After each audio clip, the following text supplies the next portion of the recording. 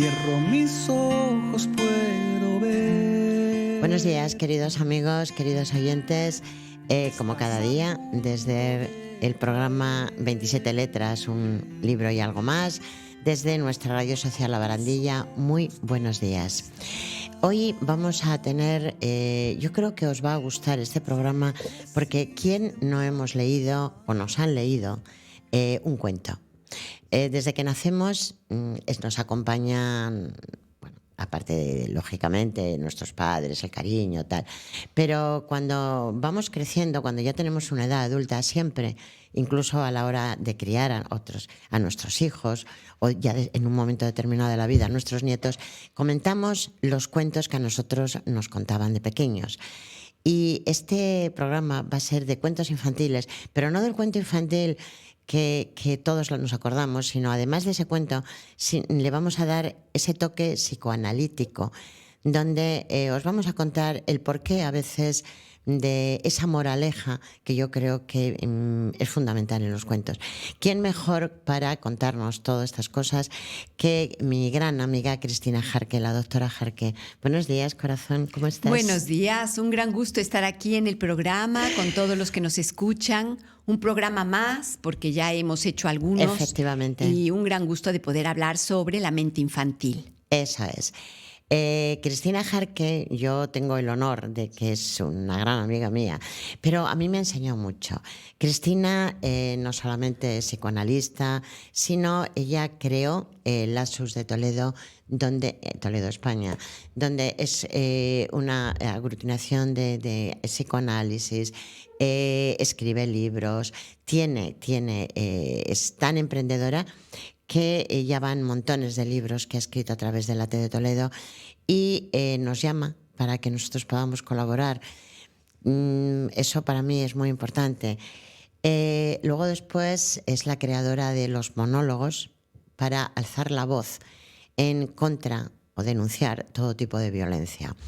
Para mí, sigo insistiendo, es un gran honor. Cristina, tú sigue así trabajando para que todos podamos estar demandando, o sea, alzando la voz contra la violencia.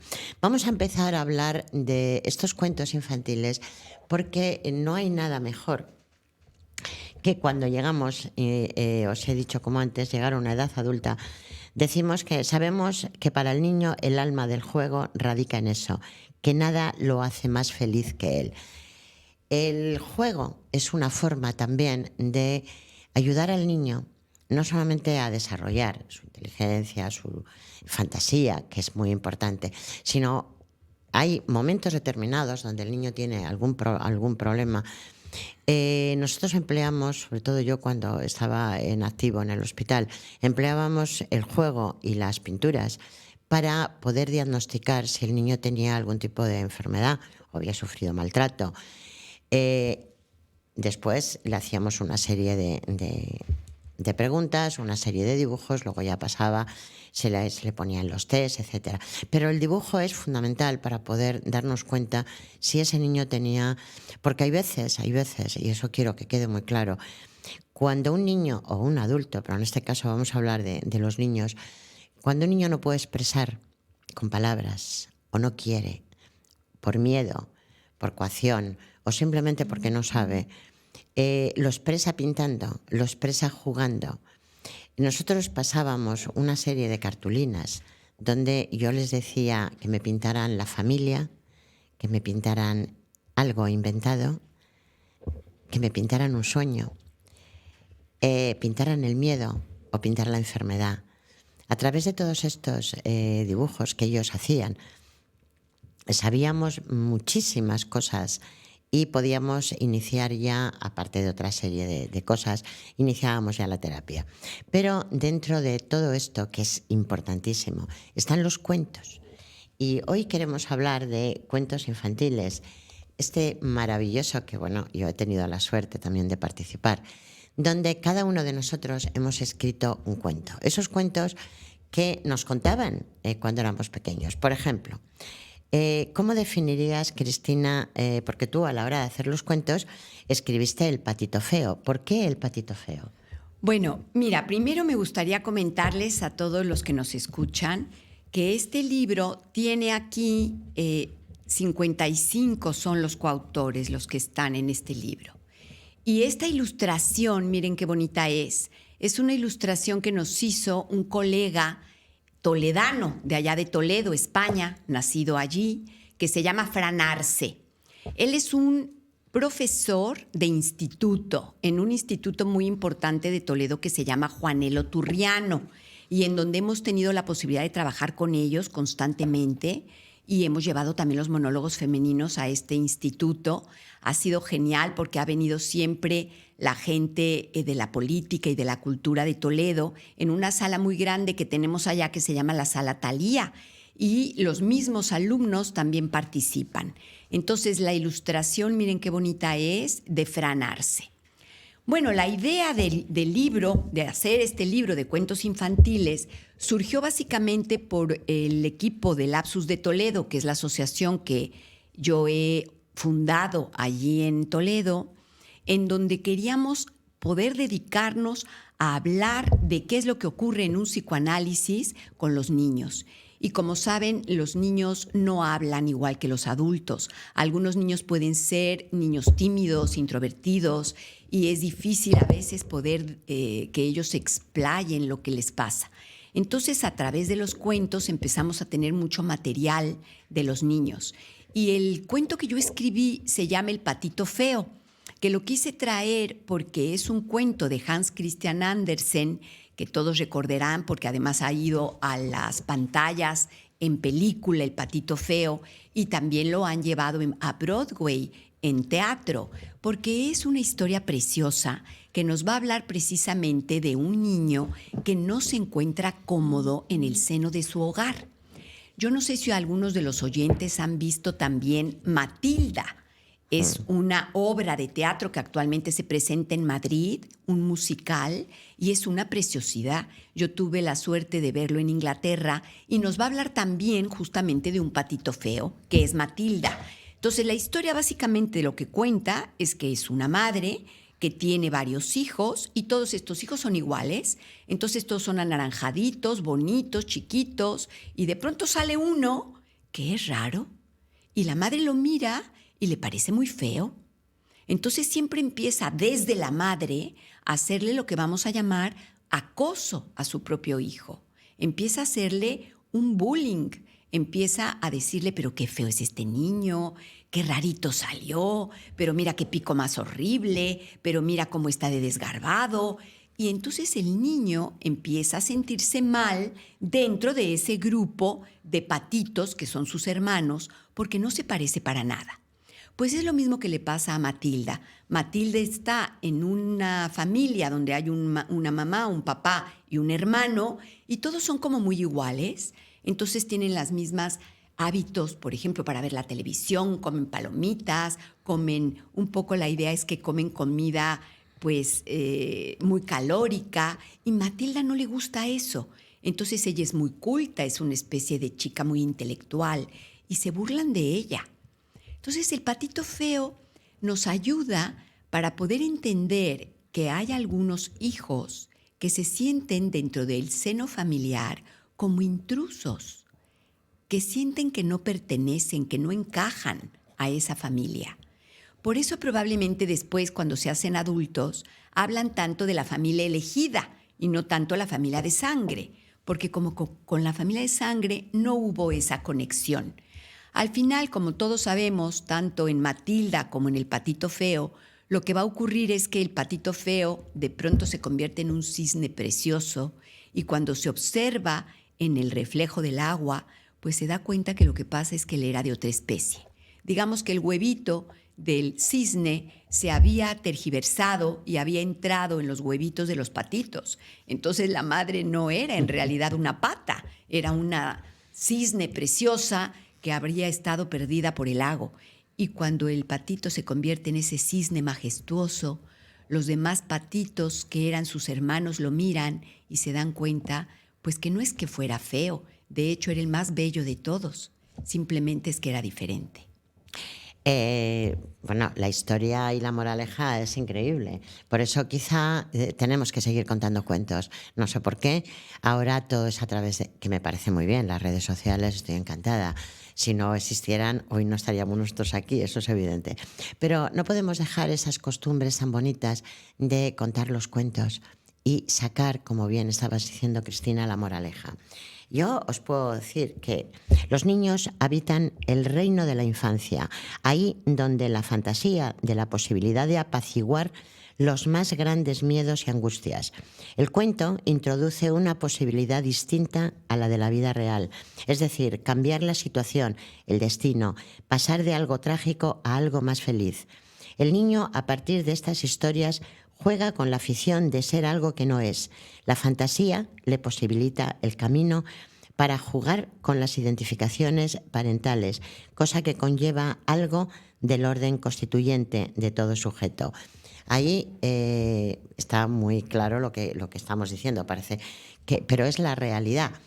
Por ejemplo, cuando a mí Cristina me dice que contáramos un cuento, a mí se me ocurrió. También es cierto que cuando el psicoanálisis saca en el fondo, por más que lo queramos ocultar, como os acabo de leer, la fantasía es lo que a veces necesitamos para poder vivir una realidad. Eso nos pasa a los pintores, nos pasa en montones de ocasiones. Cuando a mí Cristina me dice que podemos hacer este libro, yo elijo, curiosamente, La ratita presumida. ¿Por qué? Pues porque es un cuento que a mí lo recordaba de la infancia y había cosas que yo antes las veía de una forma y, sin embargo, todos conocemos el cuento de la ratita que se arregla mucho, que se sienta en su puertecita, que encuentra ahí un dinerito, que qué hace, qué me compro y tal, no, me compraré esto, no, tal cual. Pero todo eso es la fantasía del cuento. ¿Cuál sería la realidad? ¿Cuál sería la moraleja de este cuento?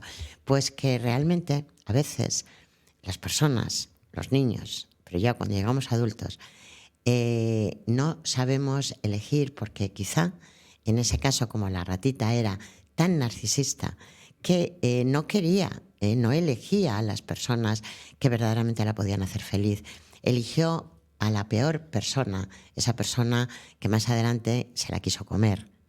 Esa es la moraleja del cuento de la ratita presumida, que a veces no nos damos cuenta que esos cuentos antiguos, que esos cuentos que nos relataban mamá o la tata o la abuela, tenía todo una moraleja increíble. Cristina, ayúdanos un poco en el tema de, por ejemplo, la ratita presumida.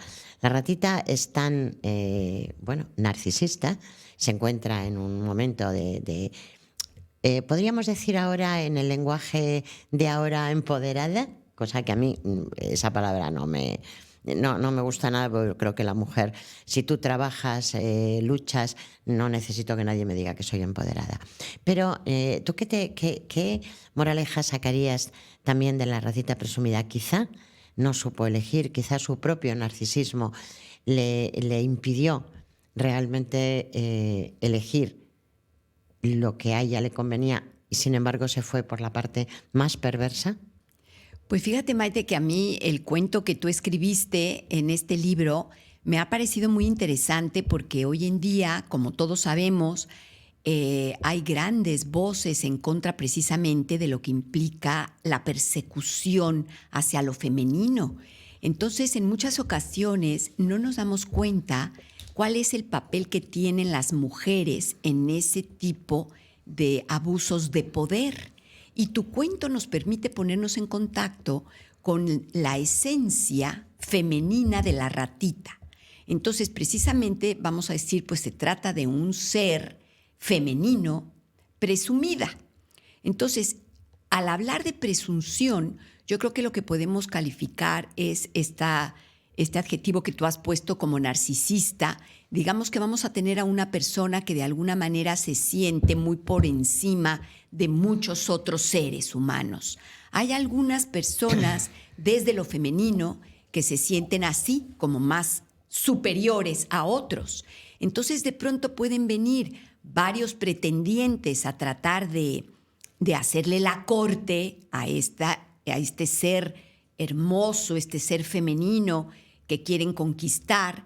Y en el cuento lo que tenemos pues es que de pronto aparece un burro, aparece un ratón, aparece un caballo, aparece un gallo, aparecen varios animalitos que quieren ser pareja de la ratita, pero a la ratita todos les parecen pues como sosos, como antipáticos, Es como que feos. no le gustaban. La ratita se consideraba tan por encima de, por lo menos ese es el cuento, ella se consideraba tan por encima de todo que nadie le venía bien porque además ella en el fondo lo que quería era que la alabaran de tal forma sin importar las consecuencias. Ahí está, que es lo que estábamos comentando, Cristina.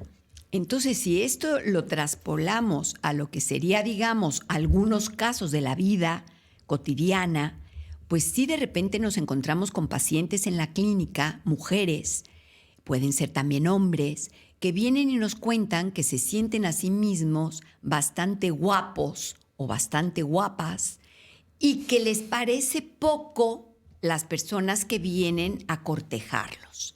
Entonces, en un momento determinado, pueden elegir mal a la pareja.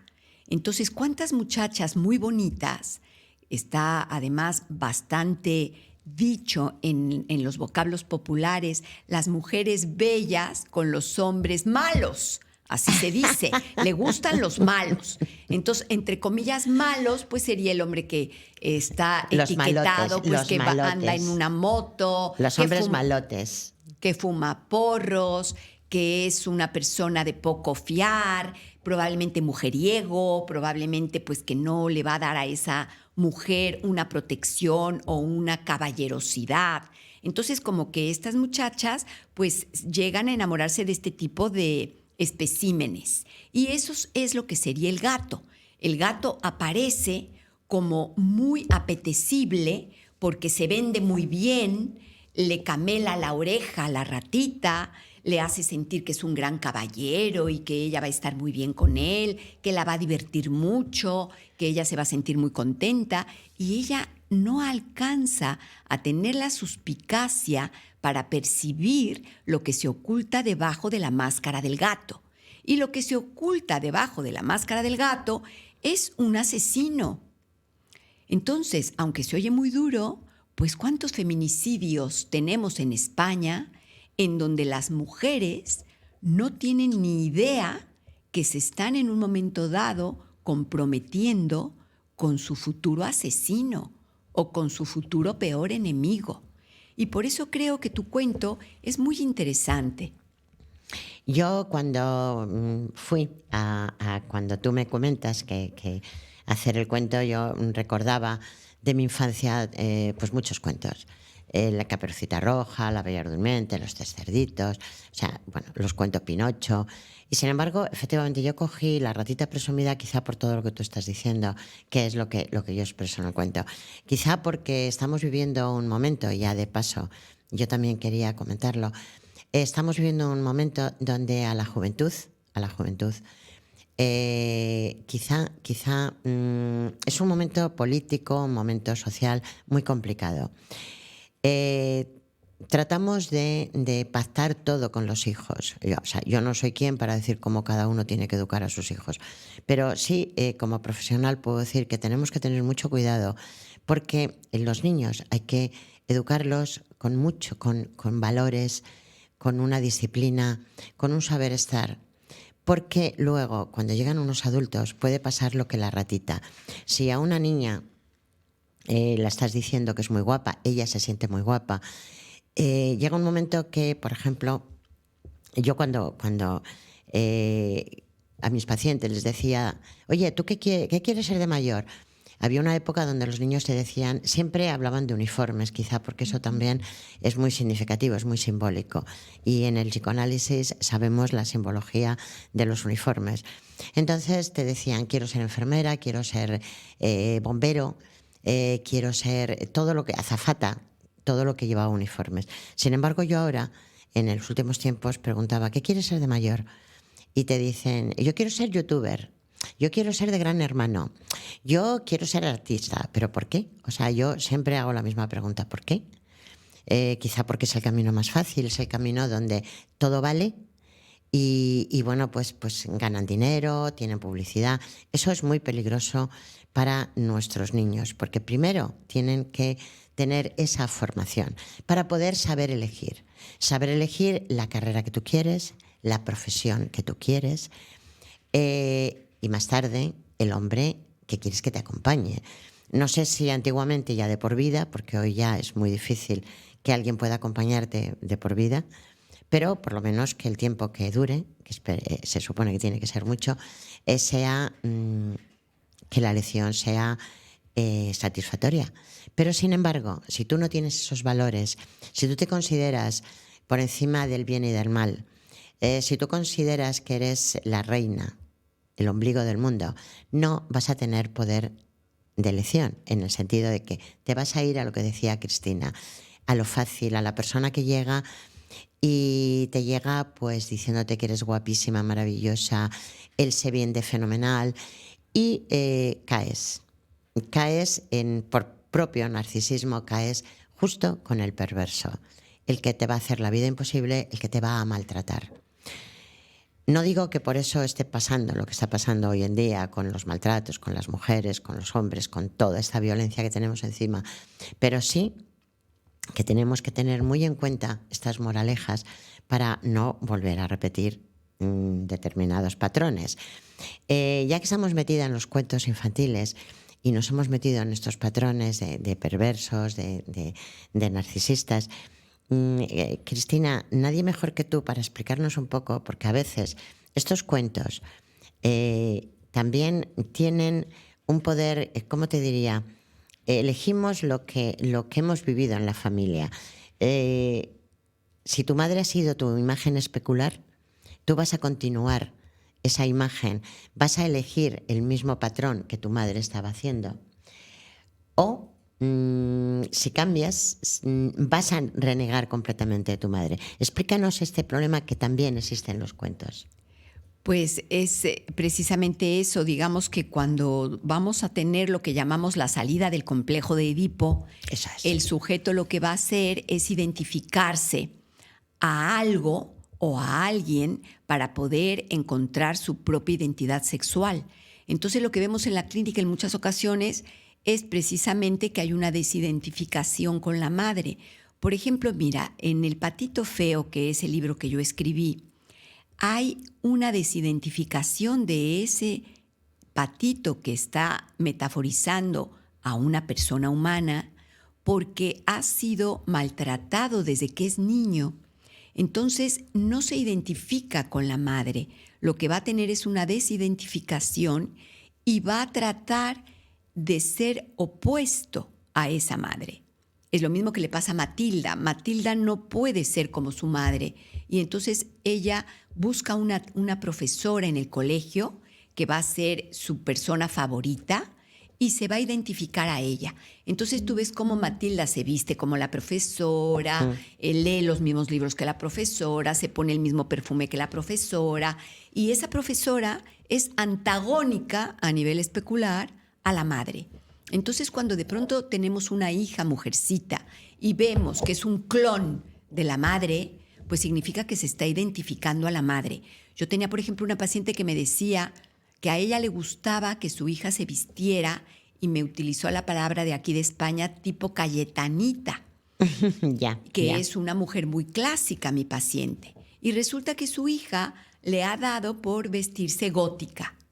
Entonces mi paciente está enfadada porque no la ha emulado a la madre. Entonces aquí vemos cómo la hija se ha desidentificado de la madre. Y eso lo vemos también con los chicos a la hora de identificarse al padre o desidentificarse del padre. Y eso es lo que va a traer, pues, lo que llamamos la diversidad a la hora de las identificaciones y de las identidades sexuales. Y en relación a lo que podemos hablar sobre los cuentos, es que cuando un niño llega y ha elegido un cuento para contarte, sí, efectivamente ese niño, el que haya elegido ese cuento, no nos deja indiferentes. Y luego ese niño va a elegir también el personaje del cuento. Entonces a veces eligen a las heroínas pero a veces eligen a los villanos y hay que ver pues en qué fase está el niño, qué es lo que está viviendo en su propia casa para entender por qué está eligiendo uno u otro. Y Cristina, por ejemplo, en los divorcios tú ves mucho los cuentos de madrastras, cuando las personas entran las madrastras a las familias. Claro, pero sí, efectivamente, mira, por ejemplo, cuando se habla de la clínica con niños, es primordial pensar en el juego como la forma de trabajo dentro del consultorio. Sin embargo, en la lectura de un cuento infantil se puede pensar desde dos puntos diferentes entre sí, pero que deben encontrar su unión por el devenir de un sujeto.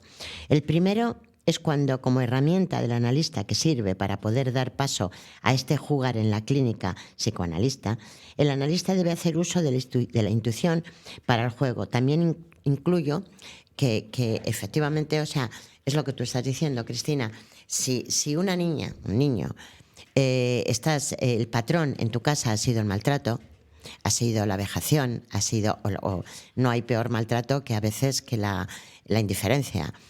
Esos niños, lo normal es que esa niña sí llega el mismo patrón que la madre y al final se casará con un maltratador, lo denunciará o no, volverá a tener segundas y terceras relaciones, pero siempre buscará el mismo perfil. Y eso en psiquiatría, en psicoanálisis, lo sabemos. También, como tú bien dices, puede ser que sea totalmente al contrario, pero los patrones siempre están ahí.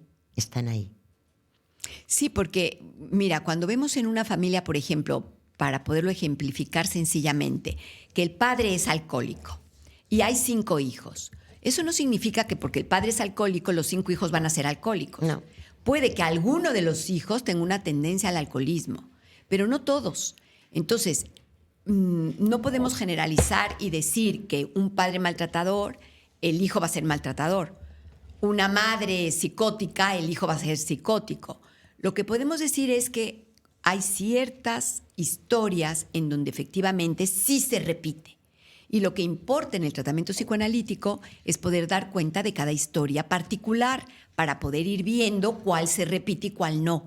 Yo lo que sí veo constantemente en el tratamiento analítico es que generalmente lo que la hija no quiere repetir de la madre, lo repite.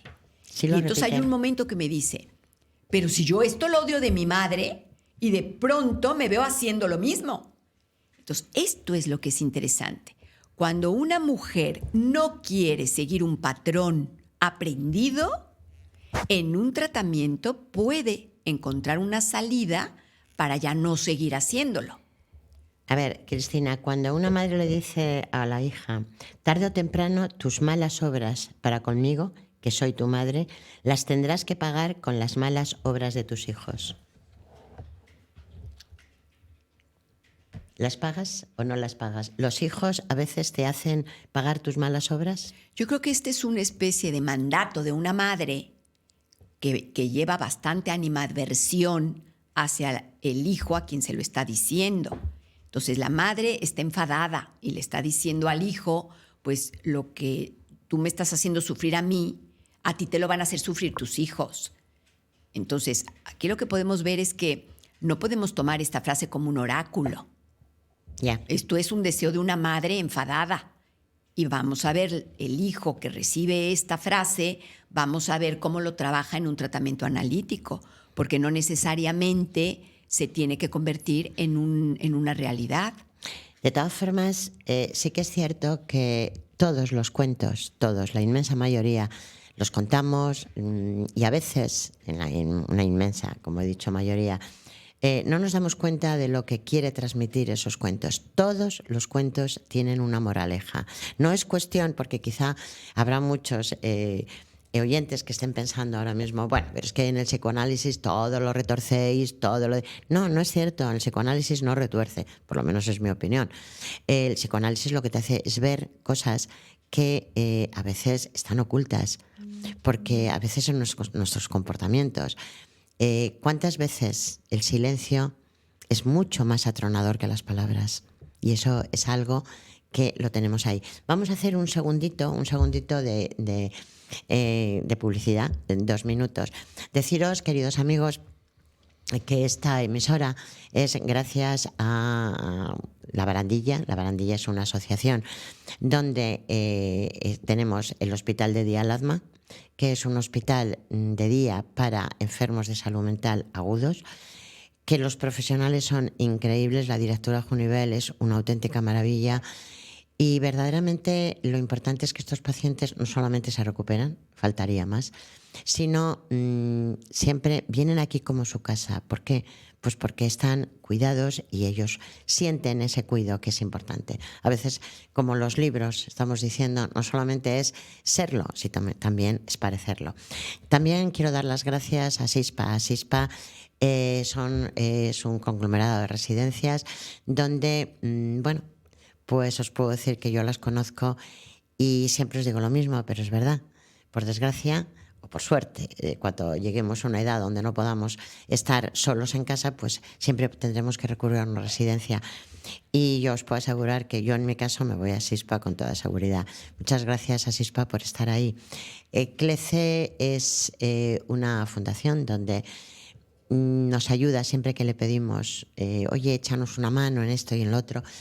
Y fijaros la labor social que hace, que la inmensa mayoría de las personas que contratan son de colectivos no solamente vulnerables, sino personas con discapacidad, con emergencia social. Tiene también una filial, como si dijéramos, que es Corazón y Manos, que siempre ayuda y está ahí cuando más lo necesitamos. Imaginaros que en algún momento determinado, pues colectivos gente que está a punto de entrar en un tema social importante, pues bueno, porque haya habido denunciar, por malos tratos, por lo que sea, siempre están ahí para ofrecer o bien una vivienda o bien un puesto de trabajo. Para mí eso es muy importante. Muchas gracias, Corazón y Manos, muchas gracias a SISPA, muchas gracias, CLECE. Y ya deciros que tenemos un teléfono que es para la prevención del suicidio. El suicidio, por desgracia, está en aumento. Ahora son 11 personas diarias que se suicidan. Está llevando un tema tan terrible como es que está aumentando los suicidios en adolescentes. Yo querría hacer un trabajo, de hecho lo vamos a hacer, Cristina, yo te pediría que nos echaras una mano, porque esto está sucediendo después de la pandemia. No sé qué ha pasado con esta maldita pandemia que nos ha metido en un aislamiento social, que nos ha metido en montones de temas y que a partir de ahí el suicidio está subiendo. Yo rogaría desde aquí al gobierno, a la comunidad, al ayuntamiento, que lo mismo que hay partidas para distintas enfermedades, para ayudas, que me parece estupendamente, también tuviéramos un poquito de ayuda para potenciar este teléfono. Este teléfono que nos acaba de poner Tony está funcionando las 24 horas. Detrás hay profesionales que nos van a ayudar a que en un momento determinado, cuando tengas ese mal pensamiento, que sepas que detrás hay una persona que te va a dar herramientas para que puedas continuar tu vida, para que te puedan ayudar y no cometer, en fin, algo que es totalmente irreversible. Dicho esto, darles también las gracias, Tony, nuestro técnico maravilloso, fenomenal, que gracias a él, bueno, pues aquí estamos, y muchas gracias, Tony. Dicho todo esto, vamos a continuar, Cristina. Continuamos diciendo el por qué. Ahora la pregunta directa a ti. ¿Por qué tú en un momento determinado, que has escrito montones de libros, ahora mismo tenemos otro proyecto que ya me estás diciendo, Maite, tiene que ser para noviembre y tal, que además va a ser muy interesante, ya os lo digo. Pero ¿por qué se te ocurre cuentos infantiles? ¿Por qué? Porque estábamos hablando de que era importante encontrar un libro donde pudiéramos hablar de la clínica de niños. Entonces, era... Nuestros cuentos. Claro, el tema de cuentos infantiles nos ponía directamente en contacto con la posibilidad de descubrir lo que sería la mente infantil. Es algo que tiene que ver con un descubrimiento de lo que los niños nos pueden decir cuando vienen al consultorio. Normalmente hacemos esto, tenemos cuentos, tenemos juegos, tenemos un ambiente donde el niño pueda sentirse a gusto, cómodo, para poder expresar lo que desea. Cuando viene un adulto a tratamiento, pues tenemos un diván en donde se tumba y nos cuenta sus cosas, sus sueños, pero los niños más bien dibujan, te van contando las cosas que ellos van teniendo en el día a día, y los cuentos es la manera central para poder introducirnos en el tema del campo del inconsciente. Fíjate que en este libro, que son 55 coautores, es un libro maravilloso que recopila 55 historias. Además, la mayor parte de los autores son psicoanalistas y nos cuentan también casos clínicos de su propia clínica. Y hay un cuento que a mí me ha llamado la atención entre estos, que se llama El Cien Pies. Es un cuento que ha escrito una colega mía, Claire Gilly, que es francesa. Y yo tengo el gran gusto de trabajar con ella en una asociación que ella maneja que se llama CRIBA, que es una asociación francesa que trabajan sobre todo la voz. Y en el cuento del Cien Pies, que es un cuento que yo no había nunca escuchado, pues resulta de que ella nos narra la problemática de un cien pies que lo ponen cerquita de la lumbre, enfrente de un niñito que ha decidido dejar de hablar. Entonces, cuando el niño ve que el cien pies está en peligro, habla. Y entonces dice, quítenlo de allí, que se va a morir. Entonces, esta es la manera como tiene esta historia de poner en contacto la posibilidad de que el niño vuelva a tomar la voz para evitar que se muera el cien pies. Y me pareció muy interesante porque esto es lo que hacemos en un consultorio analítico. A veces los pacientes no tienen voz, se quedan callados o están con alguna escena reprimida que no recuerdan o que no quieren recordar. Y entonces nosotros intentamos, como esta historia del cien pies, hacer lo necesario para que el niño pueda decirnos lo que le pasa. Porque en muchas ocasiones no quiere o no puede porque lo tiene muy dentro y porque le duele mucho. Es que, Cristina, has hecho una labor increíble pensando, o sea, dando voz a todos y cada uno de nosotros con estos cuentos. Porque, por ejemplo, yo en el mío, si analizamos la arrogancia y la vanidad de la ratita, la llevaron evidentemente a la humillación y al fracaso. La ratita presume de su belleza y se niega a escuchar los consejos de los demás, lo que finalmente la lleva a caer en una trampa, a ser capturada. Es su propio narcisismo, porque ella no es humilde, lo cual quiere decir que en la vida tenemos que aprender a que no todo es belleza, no todo es... Tenemos que tener una fantasía, pero tenemos que ser humildes, escuchar a los demás y no pensar que estamos por encima del bien y del mal. Yo nunca había pensado que los cuentos iban a ser tan interesantes, Cristina. Yo estoy habituada a los dibujos. Yo recuerdo, como os he dicho al principio del programa, que cuando llegaba un niño, en la sala, en el despacho, yo tenía unas folios, unas cartulinas, había, depende, plastilinas de diferentes colores. Íbamos anotando cada vez que el niño cogía un boli, si era azul, era rojo, la tal, y cuando le decíamos que pintara, pues eso, por ejemplo, un sueño, él nos pintaba lo que él consideraba que era, que realmente luego analizábamos, y era lo que tú dices, el niño cuando no puede hablar, cuando no puede, porque no sabe o porque es algo que lleva dentro, lo va a explicar, lo va a expresar perfectamente en un dibujo. Yo tengo dibujos, y tú lo sabes, Cristina, cuando hemos hecho alguna ponencia, terroríficos de niños que a través de ese dibujo hemos visto que el niño ha sido maltratado. Y sabíamos perfectamente por quién, si por la madre o por el padre. El niño jamás nos lo hubiera dicho. Para el niño el juego se meten en un corolario entre el terapeuta y el paciente, donde el juego es fundamental. Yo recuerdo haber jugado con los niños con muñecas y así sabíamos cuando había determinados abusos, porque los niños lo escenificaban sin saber lo que estaban hablando. Por eso a mí me parece que el haber tenido la idea de hacer estos cuentos infantiles, a mí me ha parecido genial, porque siempre vamos a aprender más a través de estas moralejas.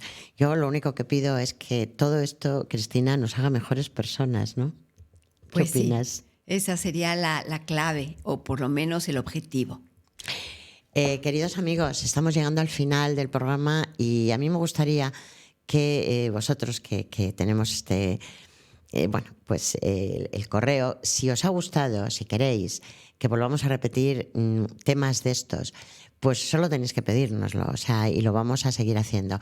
¿Por qué? Pues porque desde esta radio, desde nuestra radio social, La Barandilla, lo que queremos es estar con vosotros, queremos acompañaros y queremos día a día, traer temas que verdaderamente, según nuestra opinión, poderos ayudar un poquito más, no solamente a distraeros, sino a ser un poquito más felices.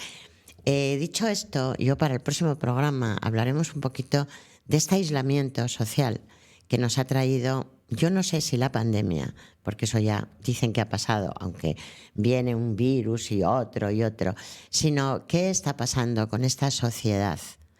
¿Qué nos está pasando como sociedad?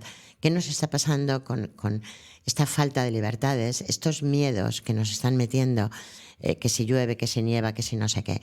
Vamos a hablar un poquito de todo esto y desde luego traeremos también algún que otro tema de psicoanálisis. Cristina, muchísimas gracias por estar aquí y bueno, pues yo creo que esto hay que volverlo a repetir. Pues muchísimas gracias a todos por escuchar, gracias a Maite Pedraza y a todos los que nos han ayudado en la grabación de este programa. Tony, mil gracias. A todos vosotros un besito muy fuerte y hacerme un favor. Quiero, deseo y tenéis la obligación de ser felices. Un beso muy fuerte de Maite Pedraza. Por favor, no escuches esa voz.